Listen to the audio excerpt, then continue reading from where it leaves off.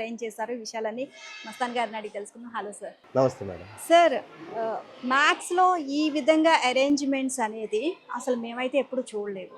And first time అసలు ఏదో class రూమ్లో కూర్చొని లెక్కలు చెప్పడం వరకు అయితే ఓకే, బట్ ఇట్లా ప్రాక్టికల్స్ మొత్తం అంతా చేయించడం అసలు ఏంటి సార్, ఇదంతా చేంజెస్ ఎలా? అంటే పిల్లలకి ఈజీగా అర్థం కావాలన్న ఉద్దేశంతో మేమేం చేసామంటే, ఇప్పుడు for example Pythagoras theorem. Pythagoras theorem అంటే side square plus side square కూడా హైపాటెన్యూస్ స్క్వేర్ అని చెప్తాం.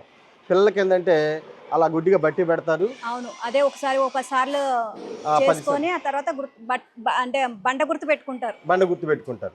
కానీ అలా కొంతమంది గుర్తుపెట్టుకోగలుగుతారు, కొంతమంది గుర్తుపెట్టుకోలేరు. కానీ ప్రాక్టికల్ నాలెడ్జ్ ఉంటే బాగుంటుంది అన్న ఉద్దేశంతో ఈ ఎక్విప్మెంట్ని ఇలా పెట్టారు మరి. ఇదేంటి సార్, ఒకసారి ఎక్స్ప్లెయిన్ చేస్తారు మాకు? ఇన్ని right angle triangle Pythagoras theorem, Pythagoras చెప్పాడు అనమాట ఇది. అయితే రైట్ యాంగిల్ ట్రయాంగిల్లో side square plus side square equal to hypotenuse square అనే దానికి ప్రూఫ్ ఇది. Side square plus side square equal to hypotenuse square. ఈ సైడ్ లెంత్ 3, ఈ side length 4. So Pythagoras theorem ఏం చెప్తుంది? ట్రయాంగిల్ రైట్ యాంగిల్ ట్రయాంగిల్లో మాత్రమే side square plus side square equal to hypotenuse square.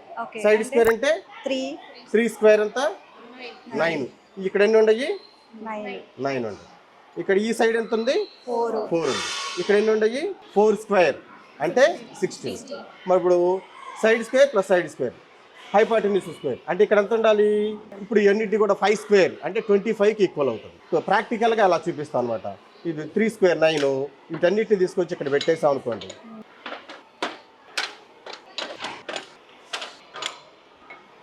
Nine 16 మొత్తం 25 కూడా ఈ స్క్వేర్లో సరిపోతుంది. సో ఇలా పైథాగరస్ థియరం ప్రూఫ్ని ప్రాక్టికల్గా ఎక్స్ప్లెయిన్ చేయడం కోసం మేము ఈ ఎక్విప్మెంట్ని యూజ్ చేస్తాం. నైస్ సార్, అసలు నిజంగా సూపర్. అండ్ ఇలా అయితే ఇంకా ఎక్కువగా వాళ్ళకి బ్రెయిన్లోకి వెళ్ళిపోతుంది, ఇక అసలు పోదు, నిద్రలో లేపినా చక్కగా చెప్తారు. అవును, ఇలా అయితే గుర్తుండిపోద్ది అనమాట. కార్పొరేట్ స్కూల్లో లెర్నింగ్ టీచింగ్ ఎలా ఉంటుందో ఆ విధంగా ఉంది ఇక్కడికి వచ్చి చూసిన తర్వాత మాకు. సో ఇలా ఈ మార్పుకి ఏమనిపిస్తుంది? మొత్తం కూడా స్టూడెంట్స్ కూడా ఎలా చదువుతున్నారు? ఇక్కడ టీచర్స్ అందరూ కూడా వెల్ క్వాలిఫైడ్ టీచర్స్. సో అంటే అలా ఎక్స్ప్లెయిన్ చేయగలిగే వాళ్ళని తీసుకొని రావడం జరిగింది. పిల్లల చేత కొన్ని ఎక్స్పెరిమెంట్స్ పిల్లల చేత మేము చేపిస్తూ ఉంటాం. అప్పుడు వాళ్ళకి ఏమైందంటే వాళ్ళకి బాగా గుర్తుండిపోతుంది. మరి నారా లోకేష్ గారు పిల్లలకి ఇలా ఉండాలన్న ఉద్దేశంతో ఇలాంటివి కూడా ఎక్స్ప్లెయిన్ చేసి వేరే వాళ్ళని కంపెనీతో మాట్లాడి ఇలాంటివి అరేంజ్ చేశారు.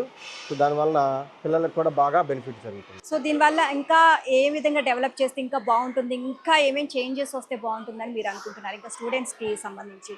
ఇంకా డెవలప్మెంట్ అంటే ఇలాంటివి ఎక్విప్మెంట్స్ ఇంకా కొన్ని ఉంటే ఇంకా వాళ్ళకు కూడా మ్యాథ్స్ అర్థం చేసుకోవడంలో బాగుంటుంది. ముఖ్యంగా మెరిట్ స్టూడెంట్స్కి ఇది బాగా యూజ్ఫుల్గా అవుతుంది.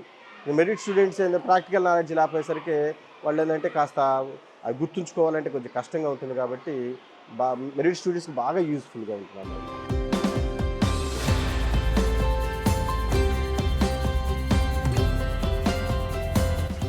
నా పేరు బిందు. సో ఏ క్లాస్ నుంచి ఇక్కడ చదువుతున్నావు? 8th class.